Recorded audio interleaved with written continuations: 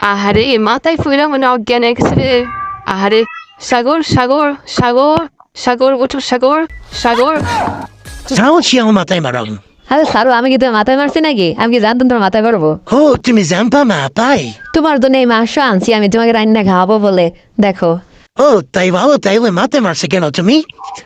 তুমি আসো, আমি তোমার তো রান্না করে রেডি করে রাখতে আছি। হ্যাঁ হয়েছে, এত ডঙ্গরা লাগবে না, হরেক ডঙ্গর।